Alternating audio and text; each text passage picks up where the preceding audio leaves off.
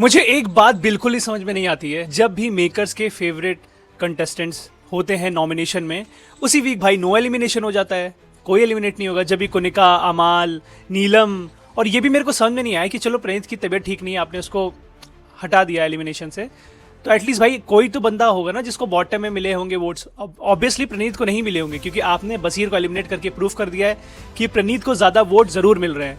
तो भाई बाकी जो बॉटम है उसको तो निकालो, फिर से नो एविक्शन। ये स्पेकुलेशंस तो बहुत टाइम से चल रही थी, कहीं मालती ही तो नहीं वो सीक्रेट गर्लफ्रेंड है अमाल की। और ऐसा लगता भी था, क्योंकि स्टार्टिंग में जब मालती घर में एंटर भी करी थी तो वो आते ही उनका जो इंटरेक्शन दिख रहा था सबसे ज्यादा वो अमाल के साथ ही हो रहा था। उनके स्वेटर पहनना, उनके चश्मे पहनना, उनके पास बैठना, उनसे बातें करना। और भाई अब तो ट्रेलर भी आ गया है, मालती ने एक्सपोज कर दिया है, क्योंकि मालती को बहुत बुरा लगा द वे अमाल सेट कि भाई हम केवल 5 मिनट के मिले हैं। और मालती ने ये भी बोला कि भाई कि हमारे पेरेंट्स भी जानते हैं, तो अगर पेरेंट्स इन्वॉल्व मतलब भाई this is something more than friendship और समथिंग लाइक दैट। तो भाई अब बात कर लेते हैं नॉमिनेशंस की। इस बार भी नॉमिनेशंस के लिए कोई टास्क नहीं रखा, सीधा सारे कंटेस्टेंट से ही डायरेक्टली पूछा कि आप सेव करना चाहते हो किसी को या नॉमिनेट करना चाहते हो। और भाई फाइनली नॉमिनेट हो गए अभिषेक, अशनूर, गौरव, फरहाना एंड नीलम। अब भाई ये तो लीस्ट फेवरेट भी हैं, तो हो सकता है या फिर हमें अशनूर का एलिमिनेशन देखे या तो नीलम का एविक्शन देखे।